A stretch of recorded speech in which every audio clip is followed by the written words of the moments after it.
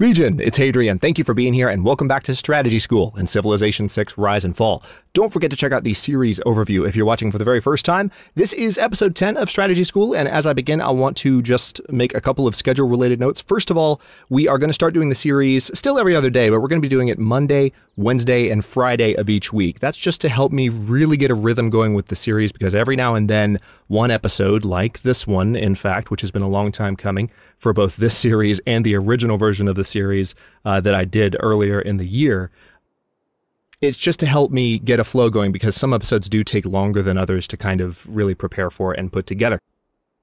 The other thing is that starting next week, this series is actually going to be moving to the 7 a.m. time slot, and that's to make room for certain new releases, which people may or may not be excited about. Who am I kidding? You're all going to be really excited about it if you're a historical strategy fan, but I want to make room for certain releases in the 10 a.m. slot. So starting next week, this series is going to move back to the 7 a.m. slot. That's going to be, again, Monday, Wednesday, and Friday at 7 a.m. We good?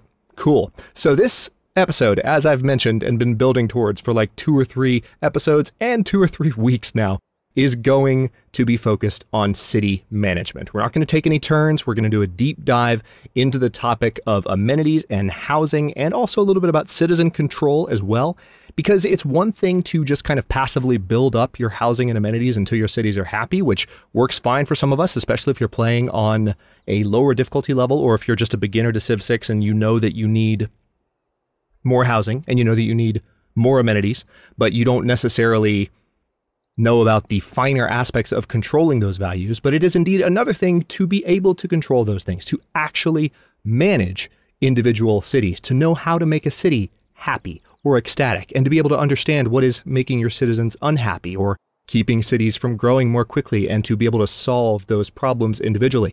Because Civilization 6 did reintroduce individual city happiness, and therefore individual city management is more important in Civilization 6 than it was in Civilization 5. We're going to be taking a deeper dive, as I said, into the city management interface, and we're going to go over a good chunk of intermediate level detail, definitely more intermediate level detail than we have so far. We're going to save some tabs in the city management interface, mainly the religious and the loyalty tab, for later on.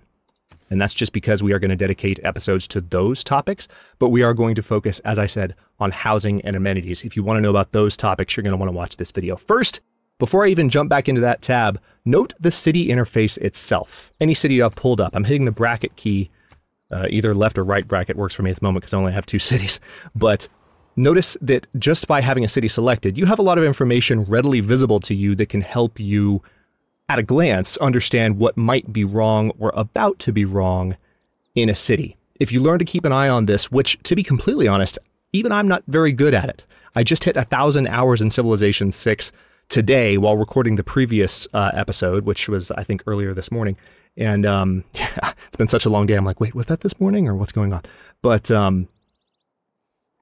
even with that much experience in the game, it's still something that I'm not very good at, as far as just looking at a glance at all this information that's right here available to you. And if you learn to do that, it can be a really useful thing, I imagine, for managing your cities one at a time. Note also the city's nameplate, which will not only tell you population, as we've seen, as well as growth and production timers at a glance. So we have 2 turns until the city grows here and 2 turns until the archer's finished.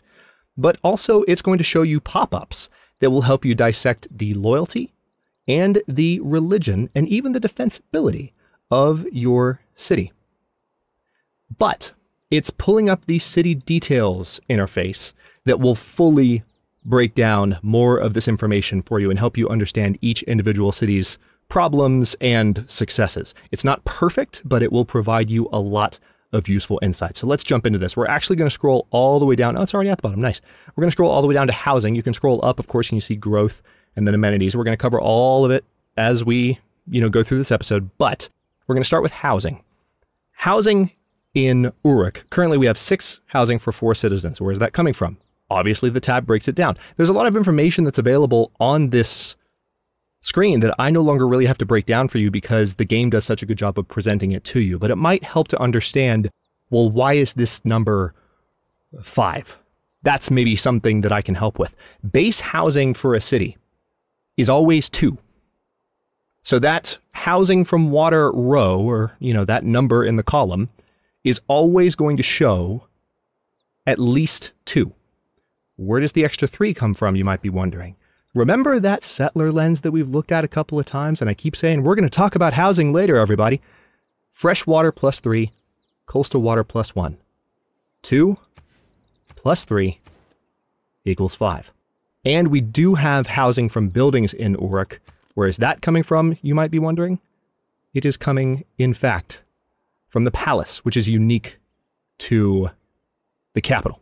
So not every city has this, just your capital city has it, which means, as you might be guessing, because is also on fresh water, only has, hang on.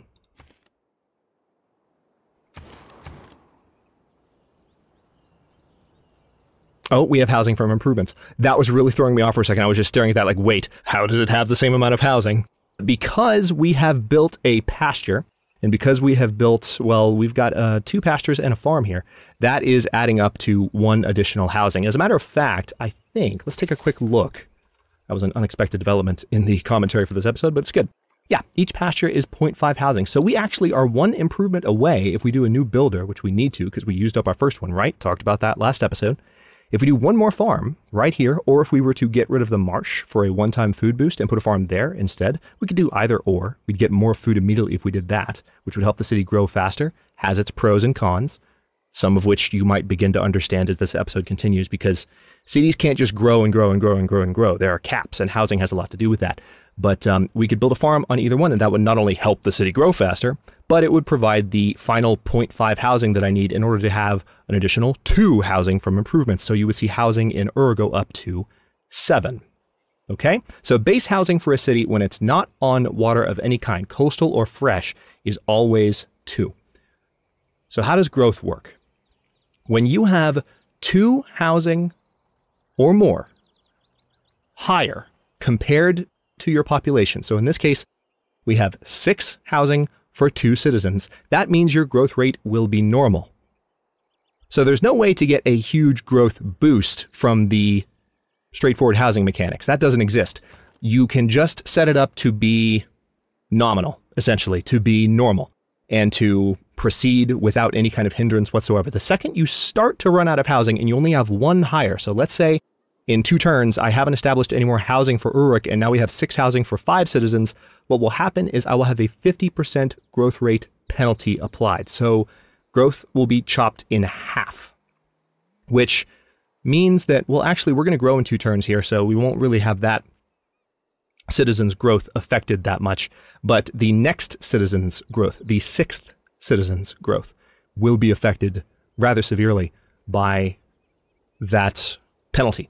And then once you are equal to or up to 4 lower in your population compared to your housing, so if you have the same amount of housing or the same amount of housing as your population, or you have up to 4 lower housing than your population, you will have a 25% growth rate. And the second you are 5 or more housing below your population, you will not grow at all. Your city will stop growing. Now, I hear some of you already asking, Hadrian, sometimes I've actually had cities enter starvation. What's up with that? They actually lose population. People die off. How does that happen? Well, that has to do with food production, not with housing. When you are producing less food in a city than your citizens consume, which is up here in the growth tab, food consumption is citizen count times 2.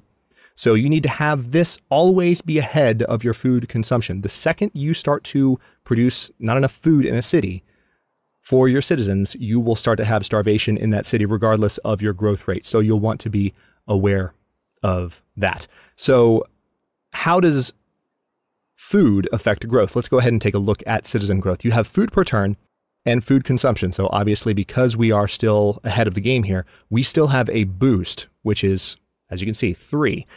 You would expect maybe the bonus to be shown here, but this is how much you need, how much is remaining before your population grows. So this is very much like, what we're looking at right here is very much like every other mechanic we've looked at in the game when it comes to producing a unit or researching a technology. What you have is a certain amount of time or a set number, really. It's not really an amount of time, but it's a set value that the game is looking for in order for you to grow your population. How this is calculated doesn't matter. What matters is the game is telling you this is how much you need. In the same way that it doesn't really matter how much an archer, for instance, costs. We know an archer costs 40. It doesn't matter what that number is or how it's calculated. We just know we need to hit that number. Same here. And we produce a certain amount of growth per turn in order to reach that number. And then we will hit that number. And we'll have overflow with that the same way we would with anything else, production-wise or yield-wise in the game. So because we have a 3.2 modified bonus, again, we're getting a growth bonus at the moment because our... Actually, where is the growth bonus coming from? Let's take a quick look. Oh, you know what it is? It is our Pantheon, fertility rights.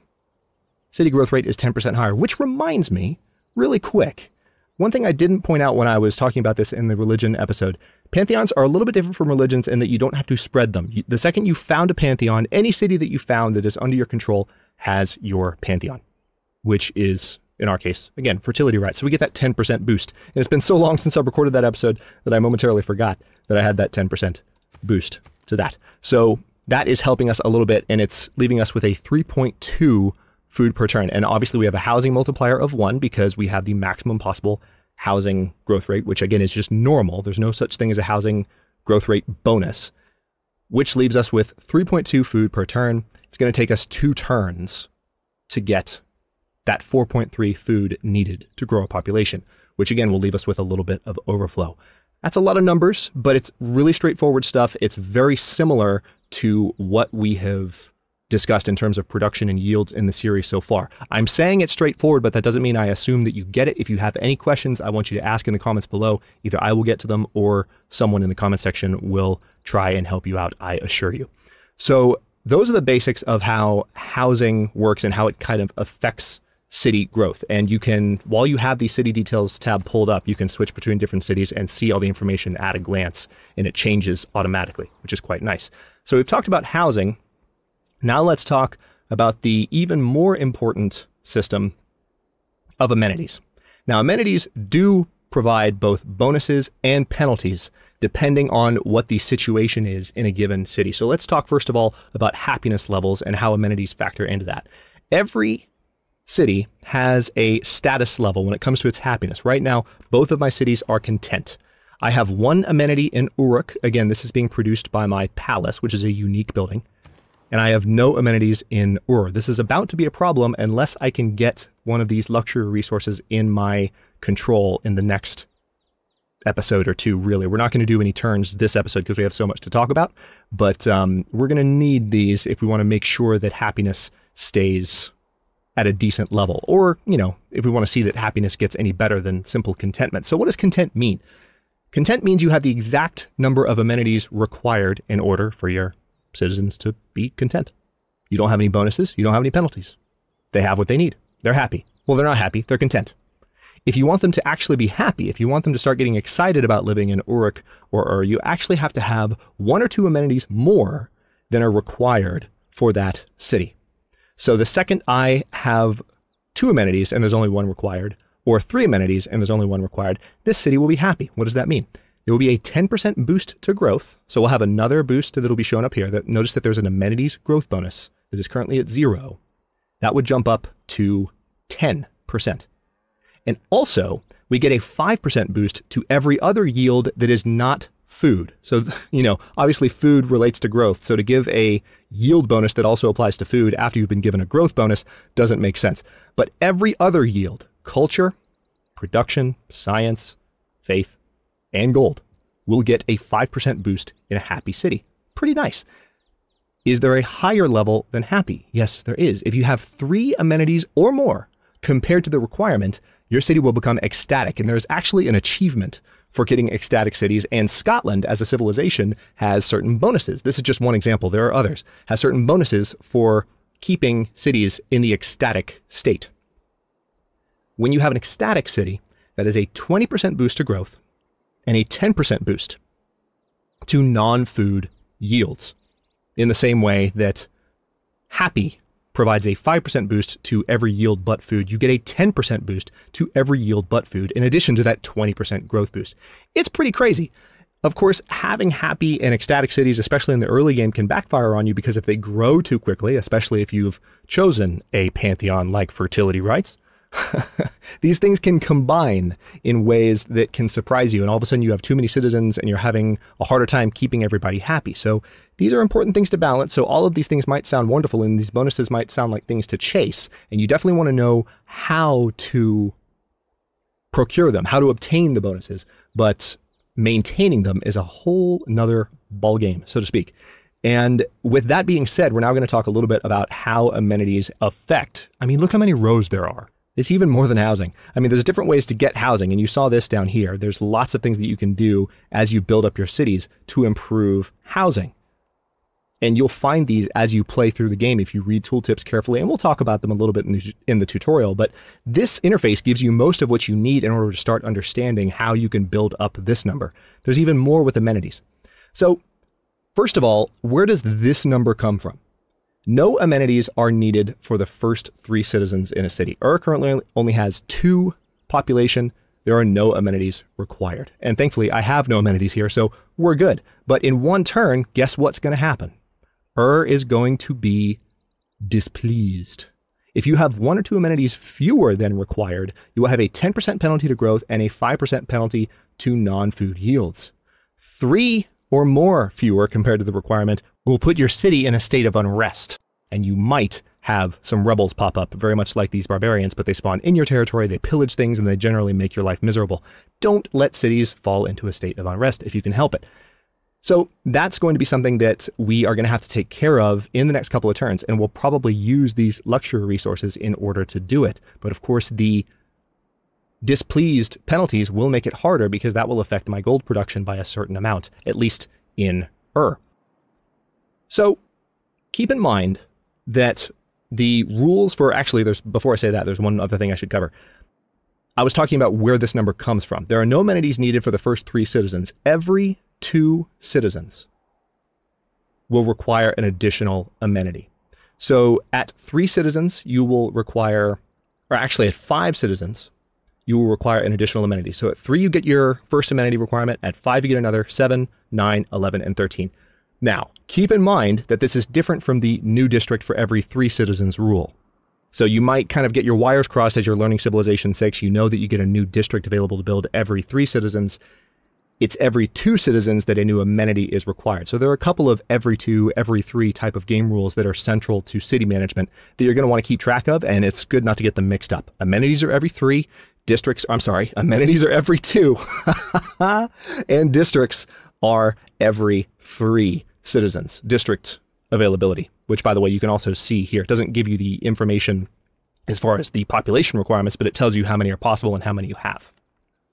So some amenities are regional, such as those from luxury resources, or from entertainment complexes for that matter, and some are global, such as policy or religion-related amenities. Luxury resources do not stack. Remember that. We've talked about that already, but I want to repeat that point. So let's say both of these were copper rather than one being rather than one being cotton and one being dyes. Let's say both of these were cotton. If I were to improve both, yes, I would have an extra cotton as far as the number of luxury resources that I control, but I would only benefit as though I had 1 cotton. And the way that works is that each luxury resource contributes 1 amenity per city up to 4 times to the 4 cities that need them the most. So the cities that are in the most dire straits, basically the closest to unrest or whatever, will always get the amenities allocated to them. In some cases, luxury resources can contribute to more than 4 cities, but these are special exceptions that you'll have to discover for yourself as you play. One very important thing to point out, obviously there are lots of sources for amenities. You can get them from luxuries, you can get them from civics, from entertainment, from great people, city-states, religion, national parks, etc. There are 2 down here. You might be going, wait a minute, those sound like bad things. Why does that give you amenities? It doesn't give you good amenities. These will actually be negative modifiers to the total. So if you have war weariness in your cities, or bankruptcy, in your cities, then you will start to lose amenity counts because of those problems. So war weariness affects cities closest to the front lines of whatever war you're fighting, and it gets worse the longer you remain at war. So it gives you a bit of an incentive maybe to not be at war for the entire game. You will definitely have your citizens become more and more unhappy if you're just perpetually at war. There are certain civilizations that get the luxury of either not having as bad of a penalty or avoiding it entirely. Alexander. But, oh God, I hate him. But, I mean, who doesn't? Can we just ask that question? Who doesn't hate Alexander? He's so smug. Anyway, you can have, in some cases, a little bit of an easier time with war weariness, but you don't want to stay at war forever. Bankruptcy can not only disband your units if it runs out of control. Yeah, that actually happens, and it happens without discretion. So the game will just pick an expensive unit and go, you can't maintain that anymore, boom, and it'll just kill it. You won't have a choice.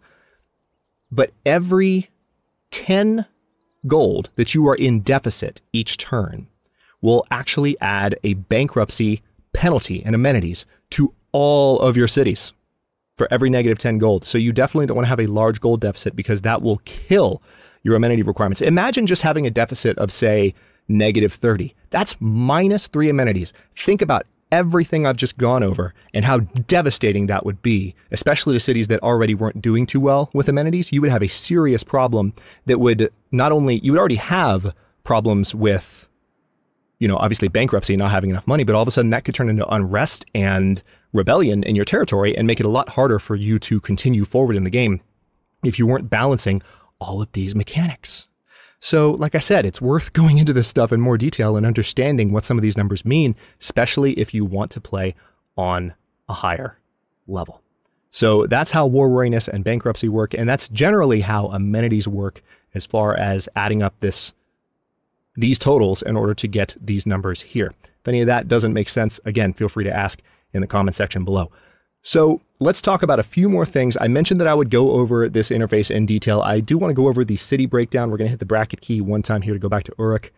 And I just want to show that you really can look over every building in your city at a glance here on this tab, which can be pretty handy sometimes. I don't do it often, but it's good to remember that you have this. I mean, you can do it on the map if you want, because a lot of it is shown in the tooltips, but it's not the same level of detail that you get if you actually go into the city details tab and you look at the districts, buildings, wonders, and trading posts tab. By the way, you can rename cities too, right up here, FYI. Again, we're going to cover the religion and loyalty tabs a little bit later on, but there are some other buttons down here that I want to cover before we wrap up the episode. A few more things. First of all, right over here, we have a purchase tile button. We just got a bunch of gold. You might remember from clearing that barbarian encampment. That's one thing I did not mention, is that we got a bunch of gold from that. You might have seen it happen when we got it, but I didn't actually note it. We did get a lot of gold from clearing that. And so as a result, we are pretty close to being able to buy some tiles. And you might be thinking, Hadrian, are you going to buy one of those tiles? Heck no, I'm not going to do that because I would like to save enough gold to buy one of these tiles, especially because I'm already close enough to buy the cotton tile. And once I have that, that is within range of Uruk because it is, look, 3 tiles away. So a builder in Uruk, do I have a builder in Uruk? Hang on. Yes, this builder, which has 2 build charges left, will be able to improve. The game is already saying that I want to improve that cattle, and it's right in this case. Oh yeah, that's right, I haven't improved these sheep either. Okay, so I'm going to have to pick one. I'll probably improve, it doesn't really matter. I'll probably, well, actually it does, to tell you the truth, because this this tile has more production. So I might go for that one. And then we will, because that way I get food and production and it'll be improved. Yeah, it's just a better choice. And then we'll probably use the last charge to improve this cotton tile, and we'll have a luxury resource to our name and kind of head off the happiness situation in those cities. But using the purchase tile interface is a good way to use the gold that you make each turn, and you can use the gold that you get from trade, which we're going to talk about in the next episode. You can use the gold that you get from actual diplomatic agreements where you are paid a certain amount, or maybe you receive a delegation, like we've talked about already from the, or have we talked about delegations yet? Maybe we haven't. I feel like I did talk about that in the initial diplomacy episode as something that you can do early on, but we'll talk more about diplomacy and the more intermediate level interactions in the same way we're talking about more intermediate stuff here in a later episode. So you can use gold from whatever source you obtain it in order to purchase territory more quickly rather than waiting for manual growth, as you see from this interface here. So this is another place, by the way, to see where your territory is going to grow automatically. You can also see this when you have the Manage Citizens tab pulled up, which we're going to look at in just a second. And you can have both of these interfaces open at the same time, although I don't really know why you would. Well, I suppose it doesn't hurt, but I can't remember ever having them open at the same time and actually using them both at the same time. But anyway, that's a handy ability to be able to just outright say, I want that tile and I want it now. And I've already given you one good example for why you might use that. Let's talk also about citizen management and a couple of different things you can do to control where your citizens work. First of all, we've seen so far with no focuses set, we're going to talk about these buttons in just a second. With no kind of controls set up, the game will go for the best average in terms of yields that it can give you. So it's going to try to find the best combination of tiles to give you the best food, best production, best culture, best science, best faith, and best gold, all on average, unless you start telling it to set different priorities, which is what you can do with the focus buttons down here. Before we get to that, though, you can be even more specific, and you can actually tell the city, I don't want you to do anything automatically. I want you to work the specific tiles that I tell you to work. Notice that I clicked on this tile here. I told them to work the specialist slot in the holy site, which is producing 2 more faith for me now. Notice this number go up. 2 more faith per turn. And it gets a lock on it, which is showing you that you have told the game that that is what you would like that citizen to do. And the game is not going to move that citizen. It will still move all the others according to your focuses, but it will not move this one because you have given a very specific order. All you have to do is release the citizen from that obligation, and the game automatically and immediately takes control of that unit again. So what are focuses? How do they work? You can set a focus, and you can set, I guess, what you might call a restriction or an ignore or an anti-focus, whatever you want to call it. What this basically does is, rather than letting the game pursue averages for all of your yields, it lets you prioritize which yields you would like to pursue in a city and which you might even like to avoid. So there's these 3 different levels. There's the average, there's the focus. I want you to go for the maximum possible in this yield, or I want you to go for the minimum possible in this yield. That's essentially what these buttons do. So you can emphasize and de-emphasize. Are you starting to see, if you're kind of a min-max style player, but you're not familiar with the systems in Civilization 6, can you see how much control you have over each city and the ability to impact your yields per turn based on the tiles that you have procured? Hopefully some of the strategy of playing the map in Civilization 6 is starting to kind of just come together as you listen, because this is where a lot of it lies, just using these focuses to maximum effect. One thing I'll point out is that notice that when you change a focus, the yields are shown here. Based on current focuses, this is what these cities are yielding each turn. The yields will change automatically, and of course, some other numbers may change in the panel here based on what you've selected. So in this case, food doesn't go up, but if you put the production focus on, then food will drop compared to when I have all the focuses turned off and everything set to average. So that's the rundown of these basic options for citizen management and for purchasing. We've already talked about a little bit how you can purchase units and buildings. That's another important city management aspect, but that's more to do with just spending your gold wisely and less to do with the topics of this episode. Hopefully that gives you a little bit more information on this interface. There's a lot to it. I know that was a lot of information in one video, so maybe you can understand why this was a long time coming and why it was difficult for me to decide what else I wanted to put in this video. Ultimately, nothing else went in this video because, look, I've been going for almost 30 minutes on just the topic of city management. It's a lot, and it is an intermediate level. So again, this is one area where I really encourage you more than usual to ask questions. If there's anything that I was unclear about or you would like me to expand upon, either in comments or in a future episode, let me know in the comments below. Next episode, we're going to finish off these barbarians. It's going to be great. We're going to start off with some gameplay and actually defeat them. And then we're going to play until the countdown to the classical era begins, which is actually not going to take all that long at all. It's a 10-turn countdown, and as you can see, we are 10 to 12 turns away from it. The maximum possible number of turns away that it can be is 12 turns. So when that happens, we will pause. In the next episode, we will finally talk about era score, historic moments, golden ages, and dark ages. And that's going to be the focus point, really, of the next episode, which were introduced in Civilization 6 Rise and Fall. Oh, I lied, by the way. We are going to do that, but we are first, at the beginning of the episode, going to be talking about trade. So, you know, trade is a complicated topic. I might I'm doing some thinking on the fly here. We might do, we're still going to do trade in one episode, and then we're going to do Golden Ages after that. So we'll spend some time talking about trade in the next episode, and then, sorry, when I was making the notes for the end of this episode, I totally forgot that I still had to cover trade before I was thinking about what the next thing I was going to do would be. So we'll cover trade and then maybe finish off the barbarians. And then when we hit that moment, if we have enough time, I might talk about some of it. We'll play it by ear a little bit. But in the next episodes, we're going to be discussing those two topics in some configuration. We'll have to see how it pans out because as we have seen from playing through this so far, the game can throw so much at you so quickly when you're trying to cover each of the basic topics that keeping them in order can be a bit of a challenge, but it's fun and hopefully you're enjoying it. Thanks for watching. If you enjoyed this one, don't forget to like the video and subscribe to follow along. New episodes are coming out every other day at 10 a.m. Eastern time. And again, starting next week, it'll be 7 a.m. Eastern time. Comments are always welcome. Let me know what you think, and I will see you next time.